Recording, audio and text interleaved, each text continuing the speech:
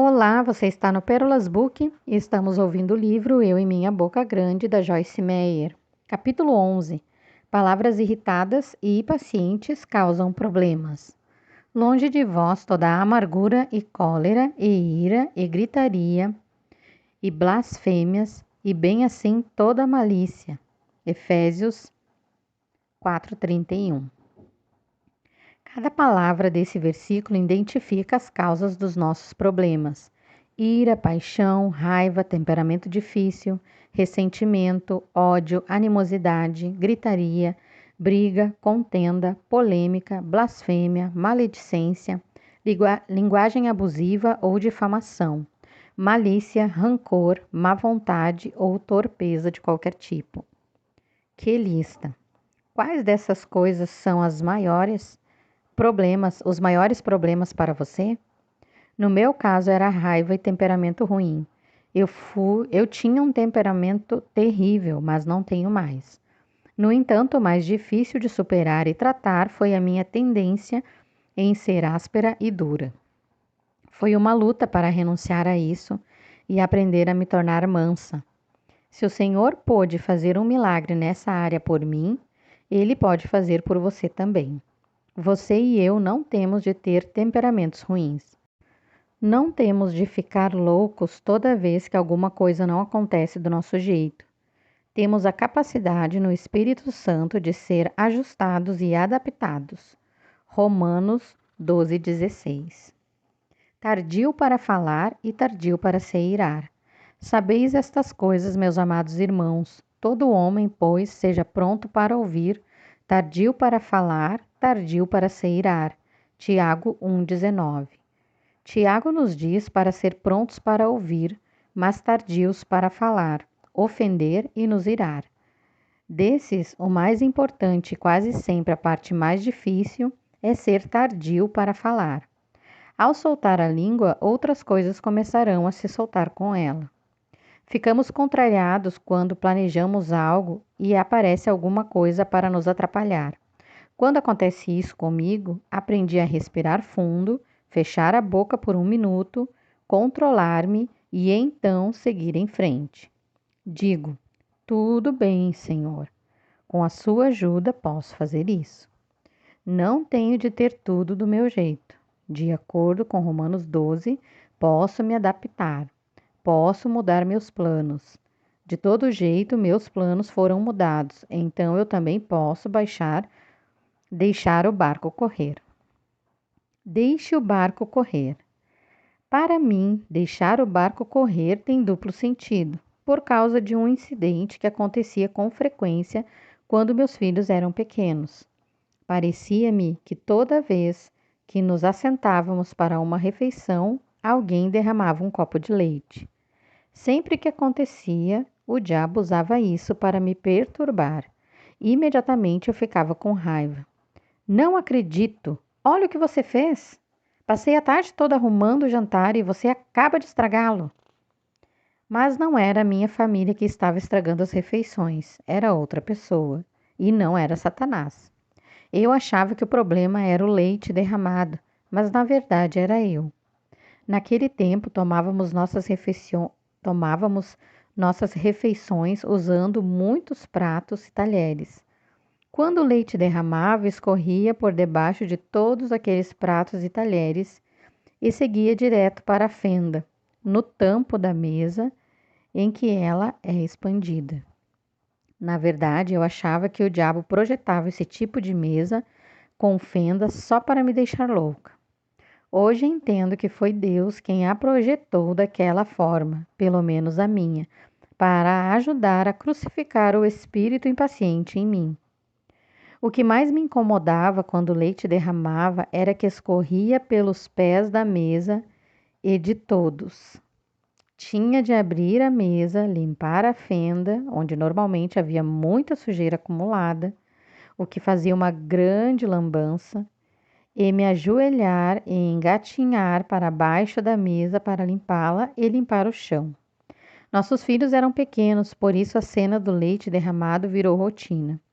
Quando um deles derramava alguma coisa na mesma hora, já sabiam que eu teria um ataque. Eu me levantava num pulo com raiva e corria para pegar um pano. Eu me colocava de quatro e engatinhava debaixo da mesa, com as crianças chutando minha cabeça. Definitivamente eu não era uma feliz dona de casa. Na verdade, ficava tão louca que quase explodia. Sabia que quando ficamos loucos assim, numa situação fora do controle, é o momento de aprender a aceitar com alegria? Aceitação com alegria. Essa é uma frase pequena e útil que aprendi. Em tais situações, o Senhor me ensinou a dizer: bem, aconteceu de novo e só Deus pode resolver. E se ele não resolver, então devo aceitar com alegria. Só não sabia era como fazer isso quando tinha de ficar de joelhos debaixo da mesa para limpar o leite derramado. Eu ficava lá embaixo tendo um ataque, gritando e berrando, agindo como um adulto mimado.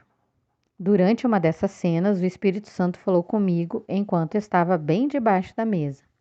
Sabe, Joyce, nem todo ataque do mundo fará com que esse leite derramado suba pelos pés da mesa. Atravesse-a e volte para dentro daquele copo. Em outras palavras, ele me dizia que o acesso de raiva não iria reverter a situação.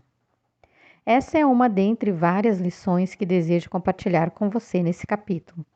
Não importa quão enraivecido fique, quão irado se torne, quão impaciente possa estar, não importa que tipo de fúria você sinta ou que tipo de ataque possa armar, nada disso vai mudar o quadro. Se você é pego num engarrafamento, pode fazer um estardalhaço, fumegar, berrar e irar-se durante 1 hora inteira e não vai adiantar nada, porque não sairá de lá nem 1 minuto mais cedo. Você terá dor de cabeça, dor no pescoço, dor nas costas, desordem estomacal, erupção de pele, pressão alta, possivelmente uma úlcera e até um colapso nervoso se não tiver antes um ataque do coração ou derrame. Vale a pena? O Senhor me disse debaixo da mesa naquela noite: sabe, Joyce, você também pode aprender a deixar o barco correr. Se o leite escorre pelos pés da mesa, vá com ele e não perca sua paz. Foi aí que comecei a aprender a deixar o barco correr. Muito mais coisas agradáveis saem de minha boca quando deixo o barco correr, ao invés de ir contra ele. Seja adaptável e ajustável. Tende o mesmo sentimento uns para com os outros em lugar de serdes orgulhosos. Condescendei com o que é humilde, não sejais sábios aos vossos próprios olhos. Romanos 12, 16. De acordo com o apóstolo Paulo, podemos aprender a ser adaptáveis e ajustáveis. Também podemos ser maleáveis e flexíveis. Não quer dizer que não haja coisas às quais tenhamos de resistir ou mudar, ou que agora vamos nos deitar e deixar que o mundo e o diabo nos atropelem. Mas há questões menores que surgem no nosso dia a dia, roubam nossa paz e sobre as quais não podemos fazer absolutamente nada. Precisamos aprender como lidar com essas pequenas irritações, como nos acalmar e parar de ter um ataque toda vez que a mínima coisa dá errado. Em Efésios 4:31, Paulo lista as causas dos nossos problemas, como amargura, cólera, ira, gritaria, blasfêmias e malícia. Creio que cada uma delas tem uma raiz e uma cura. Creio que a raiz é o orgulho, a autossuficiência e o egocentrismo. Em outras palavras, temos problemas porque queremos o que queremos quando queremos. Como Paulo aponta em Romanos 12:16, temos uma opinião tão inflada sobre nós mesmos que pensamos que temos o direito de ter tudo do nosso jeito. É por isso que ficamos tão loucos quando as coisas não acontecem do jeito que queremos ou esperamos. Ira gera palavras iradas e quase sempre acabamos ferindo os outros. De onde vem a contenda? De onde procedem guerras e contendas que há entre vós? De onde, senão dos prazeres que militam na vossa carne? Cobiçais e nada tendes, matais e invejais e nada podeis obter. Viveis a lutar e a fazer guerras, nada tendes porque não pedis. Pedis e não recebeis, porque pedis mal, para esbanjardes em vossos prazeres. Tiago 4, do 1 ao 3. Se pararmos para analisar, temos um problema tremendo com o egoísmo, não é mesmo? Esse pecado era o meu problema, por isso precisava tanto ser tratada nessa área. Não sei se você é como eu, mas minha carne, minha natureza carnal, ama a si mesma. Ela sempre quer as coisas da sua própria maneira, mas não posso deixá-la satisfazer-se o tempo todo. E essa negação causa conflito. Você conhece as duas razões principais pelas quais as pessoas discutem? Primeiro, para provar que estão certas, porque sempre querem estar certas. Segundo, para fazer as coisas à sua maneira, porque sempre querem sua própria maneira em tudo. Precisamos aprender que Deus é o único que pode nos colocar no caminho certo. Quando as coisas não acontecem da maneira que queremos, temos apenas que nos acalmar e exercitar a humildade um pouco mais. Devemos entender que as menores coisas que nos irritam e pelas quais discutimos não fazem tanta diferença assim na vida. O que importa é a unção de Deus, e a única coisa que vai manter essa unção é a nossa disposição de vivermos juntos em paz e harmonia. Se quisermos a unção de Deus, devemos viver juntos em paz e harmonia com nossos irmãos e irmãs em Cristo. O amor não é egoísta. O amor é paciente, é benigno.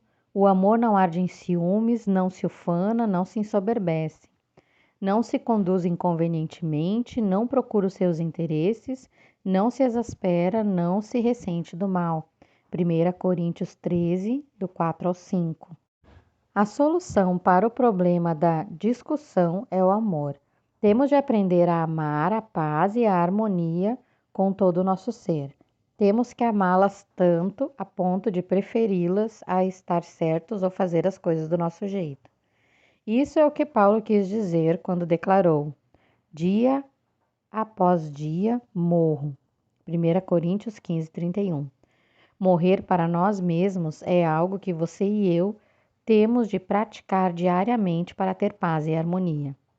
Lembro-me de uma discussão que Dave e eu tivemos alguns anos atrás sobre a cor das listas que colocaríamos em nossa van. Será que seria importante, dali a 6 meses ou 6 anos, se as listas da van estivessem da maneira que eu queria, sabendo que isso causou uma guerra entre nós? Não ia ficar pendurada na janela olhando as listas o tempo todo. E mesmo que ficasse, logo estariam cobertas de sujeira a ponto de não mais se ver a cor delas. Por que começamos guerras por coisinhas, ninharias? Por duas razões: porque queremos estar certos e porque queremos do nosso jeito. O que é egoísmo? Qual é a solução para o problema do egoísmo? Amor. O amor que se importa mais pelas opiniões e desejos dos outros do que pelo seu próprio. Neste estudo, o Senhor está pedindo para você e para mim, pelo poder do Espírito Santo, para fazermos algumas escolhas.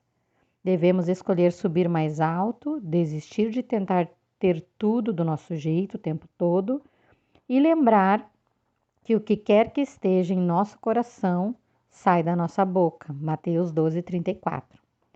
A paz tem um preço e se escolhermos pagá-lo, as recompensas valem a pena.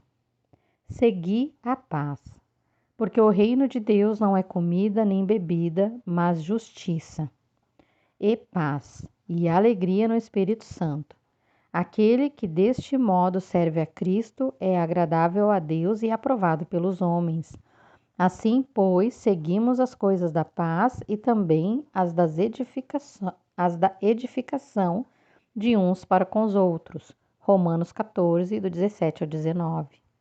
A versão King James do versículo 19 diz: Portanto, seguimos as coisas que fazem a paz e as coisas das quais um possa edificar ao outro. Creio que o Senhor está nos revelando nessa passagem é a necessidade vital de andarmos na paz.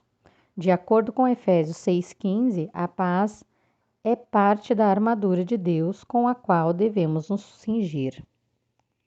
Deus tem abençoado o nosso ministério. Uma das razões é porque ele está baseado em certos princípios que nos foram revelados pelo Senhor e estabelecidos por nós quando começamos. Quando Jesus enviou seus discípulos de 2 em 2 para pregar e curar, ele ordenou que fossem a cada cidade, encontrassem uma casa digna para ficar e dissessem às pessoas: paz seja contigo. Jesus continuou dizendo que, se fossem aceitos, deveriam permanecer lá e ministrar, mas, se não fossem aceitos, deveriam sair e sacudir o pó dos seus pés. Mateus 10, do 11 ao 15. Eu ficava imaginando por que Jesus teria dito isso. Então o Senhor me revelou que, se os discípulos permanecessem em uma casa ou cidade que estivesse em contenda, eles não conseguiriam fazer nenhum trabalho lá. Sabe por quê? Porque contenda ofende o Espírito Santo. Quando a paz sai, o Espírito Santo sai, e ele é o único que faz o verdadeiro trabalho. Quando você imagina Jesus ministrando aos outros como você o vê, certamente não era de maneira apressada, como normalmente fazemos. Pelo contrário, você pode imaginá-lo ministrando com uma paz tranquila e serena. Na época da Páscoa, assisti a parte do filme Jesus de Nazaré. O que mais me impressionou foi a resposta de Jesus às pessoas ao seu redor. Algumas reagiam violentamente contra ele, xingando-o e até mesmo jogando coisas nele, mas não importava como o tratassem, ele nunca perdia o controle. Ficava chateado ou revidava. Eu admirei o trabalho maravilhoso que aqueles cineastas fizeram ao retratar a paz interior e o equilíbrio que o nosso Senhor manteve apesar das circunstâncias. Esse é um traço que você e eu temos que desenvolver. Como embaixadores de Cristo, devemos ser parecidos com nosso Mestre. Se quisermos fazer qualquer coisa por nosso Senhor e Salvador, precisamos aprender a ter fome e sede de paz, porque é nesta área que Satanás está roubando do povo de Deus. Se tivermos um espírito pacífico, teremos uma língua pacífica. Cuidado com sua linguagem. Sabemos, porém, que a lei é boa se alguém dela se utiliza de modo legítimo. 1 Timóteo 1,8. Gestos, tom de voz e expressões faciais transmitem a mensagem tanto quanto as palavras. É possível dizer todas as coisas certas e, mesmo assim, transmitir uma mensagem completamente errada. No início do nosso casamento, quando meu marido me pedia para fazer algo que realmente não queria fazer, eu dizia: sim, querido. Respondia num tom tão sarcástico que ele sabia o que realmente eu queria dizer. Ele sabia que eu não estava dizendo: sim, querido, você é um marido tão maravilhoso que, mesmo que não queira fazer o que me pediu, farei, porque eu o amo. Ao contrário, ele sabia que realmente eu estava dizendo: sim, querido, farei como você pediu, mas somente porque tenho de fazer. As palavras disseram sim, mas o tom de voz e a expressão facial transmitiram uma mensagem bem diferente. 2 tipos de ira. Porque a ira do homem não produz a justiça de Deus. Portanto, despojando-vos de toda impureza e acúmulo de maldade, acolhei com mansidão a palavra em vós implantada, a qual é poderosa para salvar a vossa alma. Tiago 1, do 20 ao 21. Nesta passagem, Tiago nos diz que a ira do homem não produz a justiça de Deus, e é verdade. É por isso que devemos controlar nossa ira e outras emoções perigosas. Mas há uma ira justa. Creio que há momentos em que não faz mal ficar furioso e demonstrar ira. Por exemplo, Jesus ficou irado e purificou o templo porque compravam, vendiam, corrompiam a casa de Deus, João 2, do 3 ao 17, e não cuidavam das pessoas genuinamente. Ele entrou naquele lugar virando as mesas, expulsando os animais com um chicote, indignado com o que estava acontecendo. E não creio que Jesus estava sussurrando quando fez isso. Ele estava irado e tinha todo o direito de se sentir assim. A ira de Jesus era uma ira justa. Também temos o direito de sentir o mesmo tipo de ira. Deus nos deu sentimentos e a ira é um deles. Sem ira, não poderíamos discernir se alguém está abusando de nós. Se eu pregasse que nunca devemos nos irar, estaria prescrevendo algo impossível. O sentimento da ira deve se submeter ao fruto espiritual do domínio próprio. Essa diferença pode ser decidida pelo que é chamado na Bíblia de instrução da bondade. A instrução da bondade. Fala com sabedoria e a instrução da bondade está na sua língua. Provérbios 31, 26. Um dos maiores problemas para controlar a ira em minhas palavras era o fato de, nos primeiros anos da minha vida, ter sido maltratada e abusada. Como resultado, tornei-me uma pessoa áspera e dura, determinada a não permitir que ninguém me ferisse de novo. E essa atitude influenciou minhas palavras e meu discurso. Embora tentasse dizer coisas certas e agradáveis aos outros, por causa da dureza e da amargura que estavam escondidas em minha alma, as palavras saíam ásperas e duras. Não importa quão certo seu coração possa estar diante do Senhor, se você tem orgulho, ira ou ressentimento em seu espírito, não vai conseguir abrir a boca sem expressar esses traços e sentimentos negativos. Por quê? Porque, como Jesus nos disse, a boca fala do que está cheio o coração. Mateus 12, 34. O Senhor tinha uma obra para fazer em mim. A gentileza se tornou um assunto chave em minha vida. Parte do que Deus me revelou em Sua palavra sobre esse assunto foi o que está escrito em Provérbios 31, o capítulo que fala da mulher virtuosa. Nele, o escritor diz que na língua está a instrução da bondade. Quando li isso, pensei: ó Deus, eu tenho tudo em minha língua, menos a instrução da bondade. Parecia que estava tão dura por dentro que toda vez que abria a boca saía um martelo. Você pode estar na mesma situação.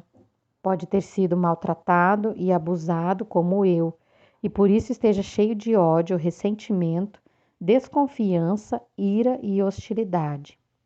Ao invés de bondade e gentileza, você está cheio de aspereza e dureza. Ao invés da lei da bondade, você vive pela lei da selva. O jugo da bondade. Tomai sobre vós o meu jugo e aprendei de mim, porque sou manso e humilde de coração, e achareis descanso para a vossa alma, porque o meu jugo é suave e o meu fardo é leve. Mateus 11, do 29 ao 30. Antes de o Senhor fazer uma obra em minha língua, eu era terrível. Não podia nem mesmo dizer às crianças para jogar fora o lixo sem parecer um sargento. Quem quer viver com uma pessoa assim? Eu não queria ser daquele jeito, sempre tão irritante e impaciente. Você é assim? Se for, posso dizer que você está se tornando mais infeliz que qualquer outra pessoa. Não estou dizendo isso para trazer-lhe condenação, mas para derramar um pouco de luz na raiz de muitos dos seus problemas. Nosso principal problema está bem debaixo do nosso nariz, em nossa boca. Como vimos, Tiago nos diz que nenhum homem pode domar a língua, mas há algo que podemos fazer. Podemos submetê-la a Deus, pedindo que seu Espírito tome o controle de nossa língua e traga-a em submissão à sua vontade. Isso é parte do que Jesus estava falando quando nos disse para tomar seu fardo. Seja gentil, mas firme. A sabedoria, porém, lá do alto é, primeiramente, pura, depois pacífica, indulgente, tratável, plena de misericórdia e de bons frutos, imparcial, sem fingimento. Tiago 3,17. Lembro-me que estava em casa procurando a palavra gentil na concordância de Strong e dizendo: Senhor, tu tens de me ajudar. Eu pensei que nunca poderia ser gentil. Finalmente o Senhor começou a fazer uma obra em mim na área da gentileza. O único problema era que, como tantas outras pessoas no corpo de Cristo, eu era tão radical que não conseguia alcançar um meio termo. Uma vez notei que estava insegura em uma área e pensei tinha de ir numa direção totalmente oposta. Ajustei e adaptei. Demais. Eu me tornei tão gentil, boa e paciente que não exercia nenhuma disciplina sobre meu filho mais novo, que nasceu depois que meus outros filhos estavam crescidos. Também afundei no meu relacionamento com os outros. Deixei que as coisas saíssem do controle em meu casamento, em minha casa e em meu ministério. Só que estava tão acomodada e compreensiva que me tornei ineficaz ao lidar com pessoas ou situações que pediam uma mão firme. E continuava dizendo para mim mesma: Joyce, você se superou. Você lidou com aquela situação tão bem. Você foi tão doce. Fez-me sentir bem pensar que era tão doce, principalmente quando lidava com meu filho. Mas ele não estava mudando, pelo menos para melhor. Na verdade, estava ficando pior. Um dia fiquei louca com ele e o avisei: olhe, nunca mais faça isso de novo. E ele não fez. Busque sempre o equilíbrio no amor firme e demonstre uma atitude branda e suave. Hoje meu filho é precioso para mim, mas há momentos em que tenho de dizer-lhe de maneira firme: basta, eu amo você, mas não vou tolerar esse tipo de comportamento.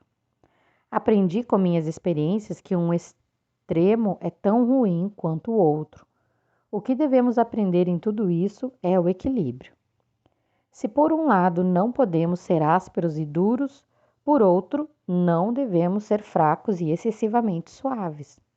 Não devemos ser irritáveis e impacientes, irando e agindo com emoções.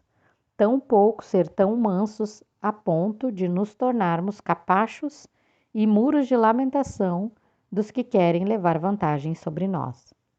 Há tempo para ser pacientes e tolerantes, e há tempo para ser firmes e decididos. Há tempo para não nos irar, e tempo de demonstrar justa indignação. É sábio saber quando fazer qualquer coisa. Semeando em paz pelos que estão na paz. Ora, é em paz que se semeia o fruto da justiça para os que promovem a paz. Tiago 3,18. Este é um versículo muito importante.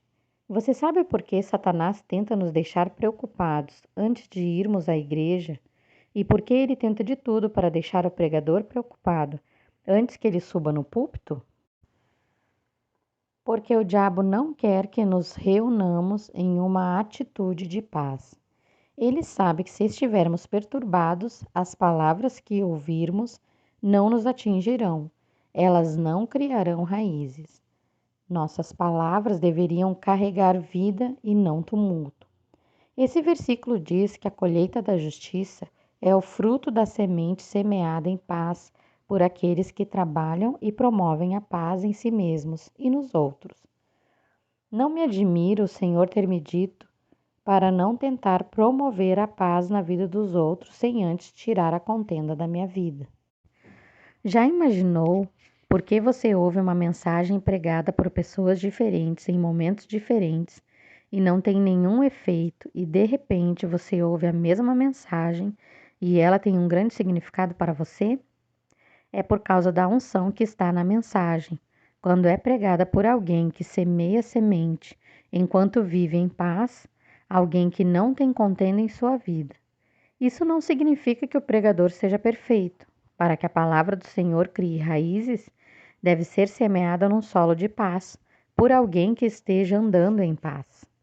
Por isso, se você pretende ou planeja trabalhar para o Senhor, deve tirar a contenda de sua vida. Simples assim. Nós temos uma escolha.